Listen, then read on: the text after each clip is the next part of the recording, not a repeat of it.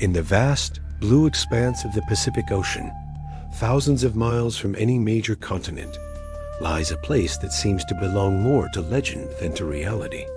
This is Nan Madol, a ghost city built upon a coral reef, a marvel of engineering that has puzzled historians, archaeologists, and explorers for centuries. Often called the Venice of the Pacific, its network of canals and massive stone structures whisper tales of a forgotten civilization. Join us as we journey into the heart of this enigma to uncover the secrets of the ancient builders of Nan Madol. Our story begins on the remote island of Pohnpei in Micronesia. Just off its eastern shore, stretching across nearly 100 man-made islets, Nan Madol stands as a silent testament to an incredible ambition. The entire city is constructed from colossal columns of black basalt rock, some weighing as much as 50 tons. Imagine this, a city covering over 200 acres, built in the middle of the ocean, using stones heavier than elephants. How did a society without wheels, pulleys, or metal tools achieve such a feat? This question is the core of the mystery. The construction of Nan Madol is estimated to have begun around the 8th or 9th century, but its most significant structures were built between the 12th and 13th centuries under the rule of the Sorcerer dynasty. This dynasty united the people of Pohnpei and established Nan Madol as their ceremonial and political capital. For about 500 years, it was the seat of power, home to the island's elite, the high priests, and the paramount chiefs. The city was designed to separate the nobility from the commoners, who lived on the main island of Pohnpei and were required to bring food and tribute to their rulers in the city. Let's talk about the sheer scale of this project. The basalt logs used to build the city were quarried from the other side of Pohnpei. Geologists have confirmed the volcanic rock came from a site almost 25 miles away. Think about the logistics. The ancient builders had to somehow quarry these massive stones, transport them overland to the coast, load them onto rafts or canoes, and then navigate them across miles of open water and through treacherous reef passages to the construction site.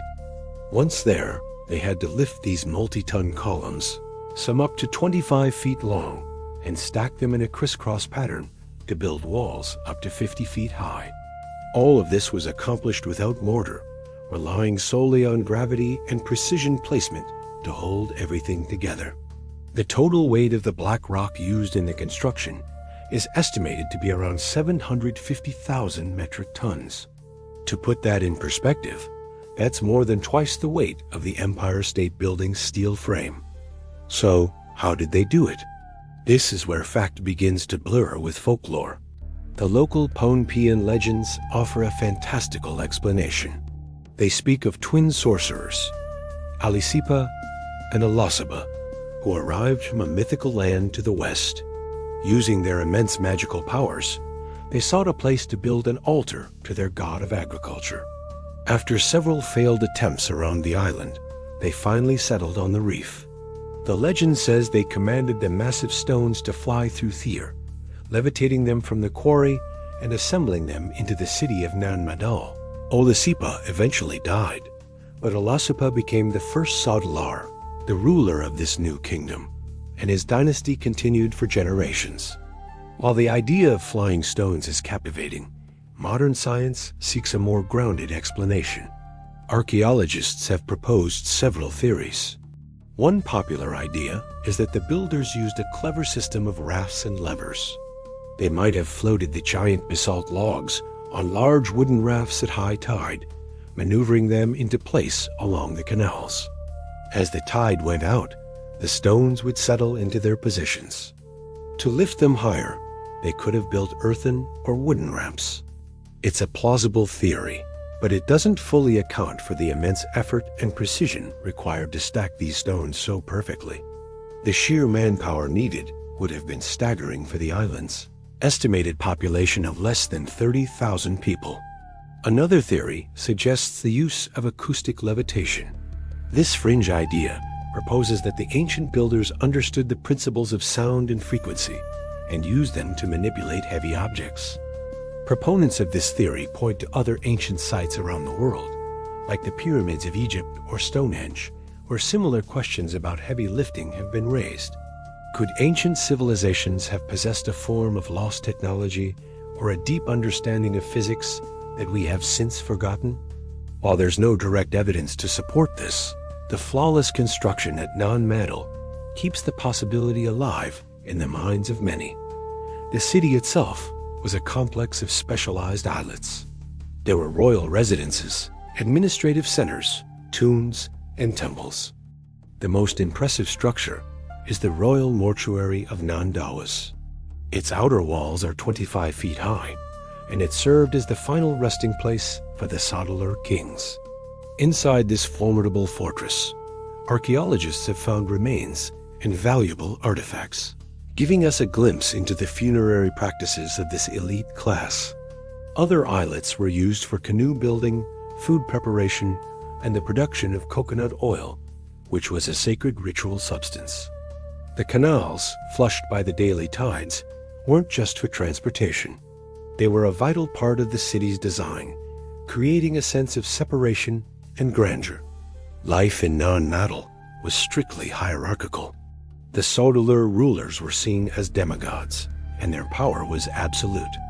They demanded continuous tribute from the islanders, who were tasked with growing yams, breadfruit, and other crops to feed the city's non-productive elite. Over time, this system bred resentment. The rulers became increasingly tyrannical, and their demands more oppressive. Pohnpeian oral history tells of the downfall of the Sorcerer dynasty, brought about by a warrior named Isokalical.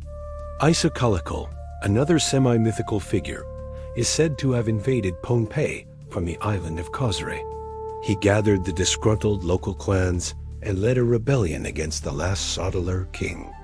After a fierce battle, the king was defeated, and the dynasty that had ruled for centuries came to an end. Isokalical established a new, more decentralized system of governance, and the capital of Nan Madol was gradually abandoned. The city, once the vibrant center of power and ceremony, was left to the wind and the waves. By the 1800s, when European explorers first documented the site, it was already a forgotten ruin, shrouded in jungle and mystery. Today, Nan Madol is a UNESCO World Heritage Site, recognized for its outstanding universal value, but it is also a site in peril. Rising sea levels, storm surges, and the encroaching mangrove forests threaten to reclaim the ancient city. The stone walls are slowly crumbling, and the delicate coral reef it was built upon is under stress from climate change. Efforts are underway to preserve this unique monument, but it's a race against time. Visiting Nan Madol is a humbling experience. As you glide through its silent, water-filled streets in a small boat, it's impossible not to feel a sense of awe. The immense black walls tower over you, their surfaces covered in moss and ferns. You can almost hear the echoes of a distant past, the chants of priests, the orders of a king, the whispers of a civilization that dared to build a city on the ocean. Was it magic? Was it some form of forgotten technology? Or was it purely the result of human ingenuity, determination, and an immense amount of labor? Perhaps the truth is a combination of all three. The oral traditions that speak of sorcerers might be metaphorical, a way of describing a leader with incredible vision and the organizational genius to mobilize an entire population. The magic might have been the collective belief and will of a people dedicated to creating something eternal for their gods and their kings. Nan Madol remains one of the world's greatest archaeological mysteries. It challenges our assumptions about the capabilities of ancient societies and reminds us that there is still so much we don't know about our own past. It is a puzzle written in stone and water, a city of ghosts that continues to guard its secrets. As we leave its shores, the central question remains, resonating with the sound of the Pacific waves against the basalt walls. Who are the people who built this impossible city, and what forgotten knowledge did they take with them? The Venice of the Pacific keeps its silence, inviting us to wonder, to explore, and to dream. Thank you for joining us on this journey to the lost city of Nan Madol. If you're fascinated by ancient mysteries like this one, be sure to like this video and subscribe to our channel for more explorations into the unknown. We'll see you next time.